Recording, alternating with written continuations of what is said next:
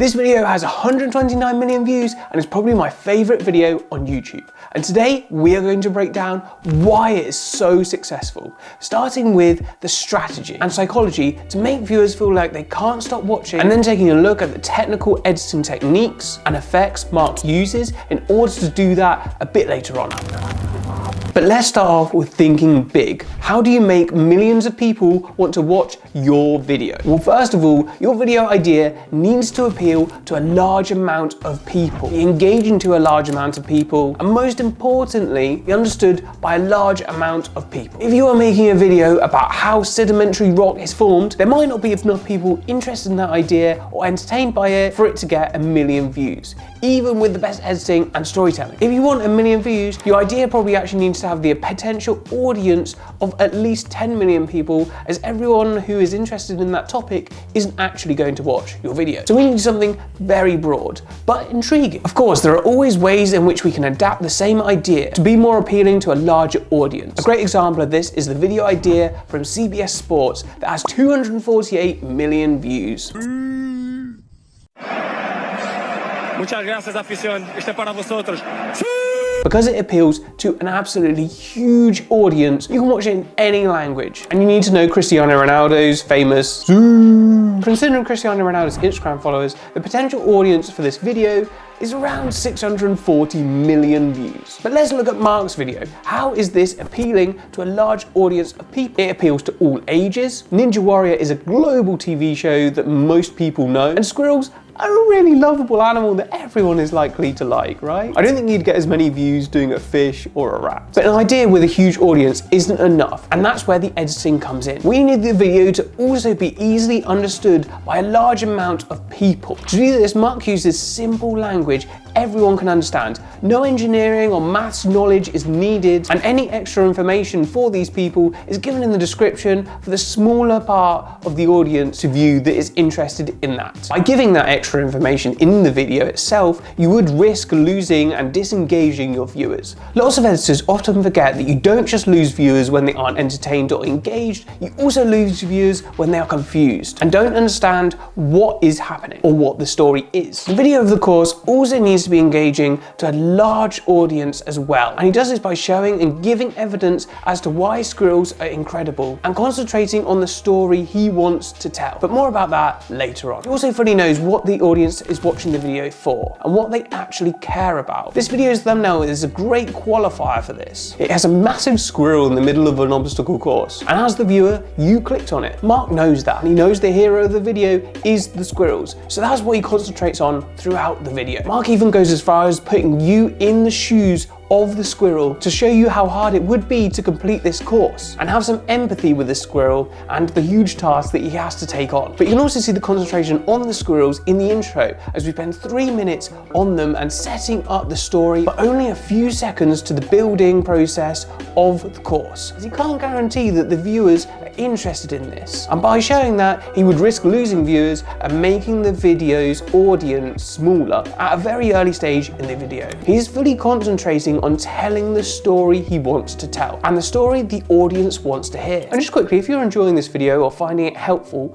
remember to hit that like button and subscribe so that you don't miss any future videos, because we're going to be breaking down lots of other creators in the future and have some other fun editing videos for you. I really want to up the amount of videos I'm posting on this channel, so hit that subscribe button so you don't miss out. There must be tons of footage for videos like this. I would imagine he is filming these videos for months, getting all this footage, and watching it all through would be a very long process. So you can't go through and think, what is the story here, and tell it in a chronological way. It would be so slow and long and incoherent. On day 1, the flipper broke, and then on day 2, the squirrel's broke into the walnut stash. Then on day 3, a squirrel actually completed it, and so on. There needs to be an idea of what story you want to tell beforehand, and then you can use the footage to tell that story. Along the way, there will be pieces of footage that can change your story, of course. But if you don't start off with a rough guide, you will quickly fall into absolute chaos with within the edit, and your viewers will be less engaged as they don't understand it as well. But Mark adds to his stories by creating characters. There is a big problem with this video idea. The audience could not have someone for them to root for in the story, as there are no actual people in it. And this could lead to the viewers just thinking, well, a squirrel will eventually complete it, as they are so amazing and athletic. Why should I care which one actually completes it first? But by giving squirrels characters, it adds an extra element of depth and reason to carry on watching. Think of all your favourite TV shows. They all have characters we attach to and like, and they often have very strong and clear characteristics. Take the cast of Friends, for example. This is so viewers can attach themselves to characters and be more engaged with the story. Mark creates these characters by giving them names,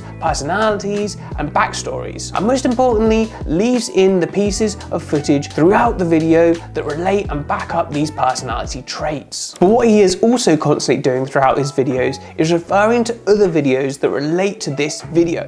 But he still does this in an organic way when it naturally comes up, so it doesn't feel forced. That makes it no different than trying to crawl across a tightrope. It's the same deceptive principle with that one carnival game that's so impossible. I broke it down in another video where I used physics to show which carnival games were basically scams and the science on how to beat them. This actually has 3 huge advantages on YouTube. It means that the video isn't just getting views for you, it's creating marketing for other videos as well, bringing his channel more than just one view when a person finds his videos. Think of it as a river that splits off into lots of other rivers, rather than just continuing on its own.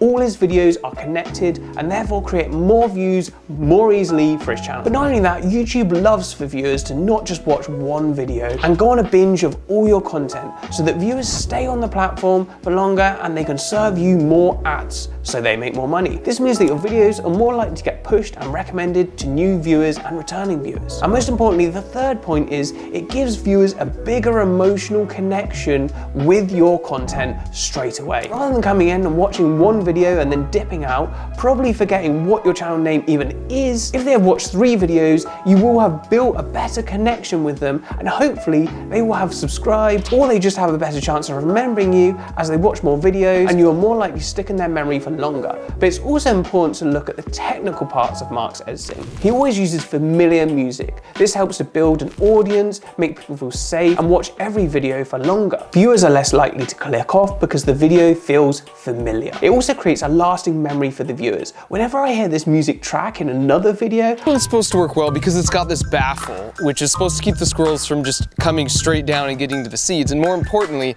there's no... I always think, oh, that's the Mark Rober music, which strengthens his brand and relationship with the viewers. And then the secret to his effects is that he doesn't really actually use any. Most of Mark's editing isn't very advanced in terms of effects and sound design, simply because it doesn't need to be. When you are so in tune with your viewers, what they want to see in terms of ideas and how they watch videos, you don't need any fancy effects to keep viewers engaged and watching. And that's it. But before we wrap up, I'd just like to say a massive thank you for the support on the chip vat video and the channel in general. It's been crazy over this last month. The chip vat video, it was such good support. Everyone had such nice comments, and there's going to be so much more content on this channel. I'm really loving pumping it out for you guys and helping you out with edits, and I actually feel like it helps me become a better editor because I learned so much from breaking these videos down.